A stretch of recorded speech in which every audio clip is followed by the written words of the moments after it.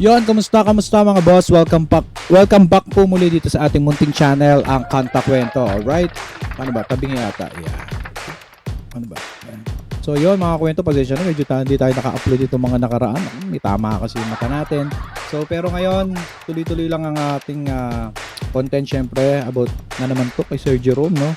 At nga pala mga kwento, bukas, Sabado ngayon, di ba? Linggo bukas, no? Magkakaroon tayo ng live at nabigyan tayo ng chance na makausap at makakwentuhan ng mga pasimuno ng Geromantics, no? Nandiyan na nga si Ma'am Christina, nandiyan si Ma'am May at si Ma'am Det, no? Sana yung iba pa yung makausap din natin at saktong kwentuhan lang about Geromantics, no? Bukas yan, mga kwento. Palakpakan nga natin yung mga yan. Ako.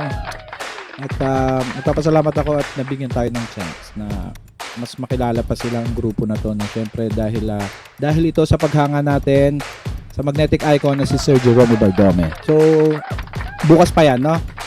Nakita niyo naman yung mga ating pinalag na na mga poster, no, sa May 23 at June 20. Mamaya natin explain yan. So dito muna tayo, punta muna tayo dito sa syempre sa Candelaria, Quezon pa rin nung May 1 na concert. Dahil pa nating hindi nare-reactionan. Actually, meron akong kinumpile na mga kinanta niya dito na galing kay Ma'am Det Ignacio na mga video. Kaso, nabablock talaga siya ng YouTube, no? Sobrang gaganda kasi ng cover ng nilang magkakapatid. So, eto, hintayin nyo lang yun, na-upload natin. Medyo inaayos pa natin yung mga copyright issue nun. So, dito muna tayo sa Hound Dog ni Sir Jerome Ibardome. No? Yan. Alam ko makinanta niya natin yung mga nakaraan, pero dito sa Candelaria Quezon na version. So, bago nga natin i-start yung mga kwento, hingin ko muna ang inyong like, share, and subscribe dito sa YouTube channel natin, no? Na kung saan ay nagtatalakay tayo ng mga behind the scene, mga yung mga hindi natin na kay Sir Jerome, no? Palakpakan natin si Sir Jerome. At syempre, kung naka-subscribe na kayo, kung bago lang kayo, no? Comment nyo rin kung taga saan kayo para malaman natin kung hanggang saan maabot ang mga video natin, no? Yun, maraming salamat. Start na nga natin to mga kwento, Hound Dog. Tama ba yung pronounce ko? Naku, pasensya na. Minsan mali-mali talaga tayo dito. Pero natututo naman tayo, nagre-research tayo, no? Buti nga, binigyan tayo ng pagkakataon na mga kausap ang mga Geromantics na nagtiwala sila sa atin, no? So, yun. So, let's go. Reaction na natin to. Samahan nyo ako. Magkakaroon tayo dito ng post and play. Kung ayaw nyo naman na post and play, pwede na po kayo pumunta sa ibang channel, no? Kung saan kayo komportable.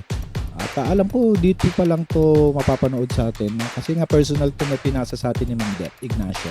So, kung gusto nyo magkaroon ng copy nito, feeling ko baka na-upload din sa Facebook. Nandito kasi sa YouTube, dito lang. So, let's go. Umpisa na nga natin to mga kwento. Baka naiinip na si Ma'am Jill Del Mundo tsaka si Ma'am Carlota Quaresma. Let's go. Umpisa agad, no? Ma'am Det, hindi mo man lang yung intro nito. Hindi mo man na muna pina-intro, no? O siguro biglaan lang yung video niya, no? So, let's go.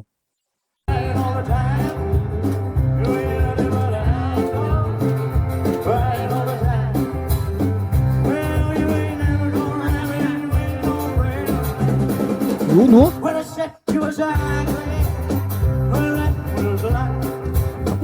Talaga marami na rito kay Sir Jerome, no? Mabagal, love song, rock and roll lang kanyang yung mga banatan niya. Talagang mahuhook ka, no? Kung malungkot ka, masisiyahan ka. Kung masaya ka, medyo malulungkot ka. No, ganun siya. Ang galing niya mag-project ng mga kanta. No, hindi lang siya naka-steady lang na na walang buhay. Talagang buhay na buhay pag si Sir Jerome Ibardome. Tama ba? May kukontra ba doon? Comment nyo sa baba kung meron or kung suportado nyo yung mga comment natin dyan, no? Let's go again.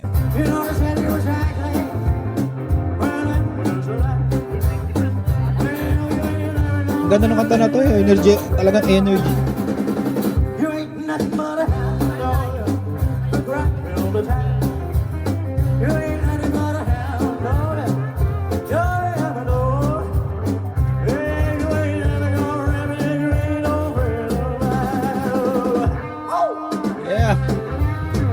Grabe, lupit nung tayo ng balahibo yung sino yung drummer dyan, tsaka yung nagli-lead guitar dyan, no? Napakahusay. Sir Jerome, tuloy nyo tong banda nyo na to. Ang ganda, no?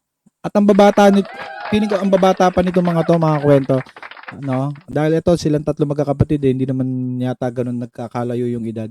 Pero yung husay nila parang ano na, matatanda na, no? Tama ba? Ang galing eh. Back natin konti ay. Paumpisa ng ano.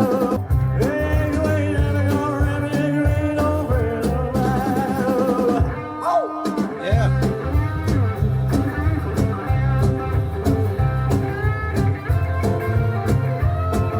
Galing.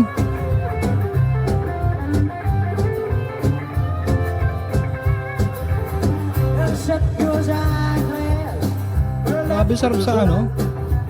Kahit tunog luma siya, no, yung kanta. Ang sarap pa rin pakinggan sa generation natin ngayon, no? Tama ba? Ang saya niya, ang saya niyang ano, ang saya niyang pakinggan sa tenga. Grabe.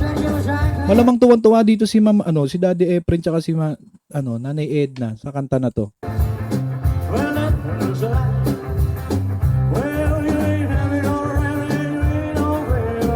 Yeah. You ain't nothing but a hound dog, crying all the time. You ain't nothing but a hound dog. Tell me how I do.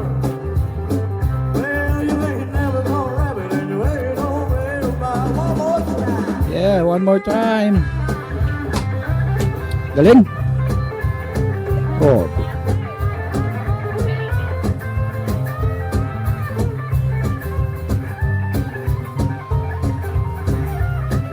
Grabe pag ganito yung naririnig mo sa umaga paggising mo, no? Kunyari paggising mo, tapos may eto sila. Ako talagang ganda ng umaga mo na ito. Malamang ay tuwan-tuwa na naman talaga at galak na galak ang mga Geromantics dyan. Sa lahat ng chapter ng Geromantics dyan. Bukas manood kayo sa first ever interview ni Ma'am Christina Ignacio with mga official or mga hindi naman official, kumbaga yung mga nakaging katuwang niya para mabuo ang Geromantics, no? Bukas yan, no? Naku, nakaka-excite yan. You said you was high class. Well, that was just a lie. You know they said you was high class. Well, that was just a lie. Well, you ain't never gonna rabbit. You ain't on real life. Yeah. You ain't nothing but a hound dog.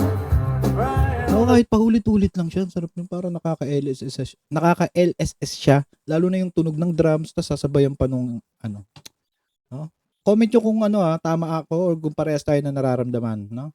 You ain't nothing but a hound dog. Crying all the time.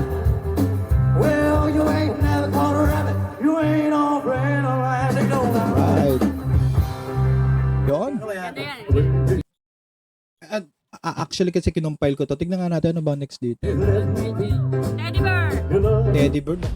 Mamaya na yan, Teddy Bear, no? Mamaya na yan. Dito lang tayo sa Hound Dog.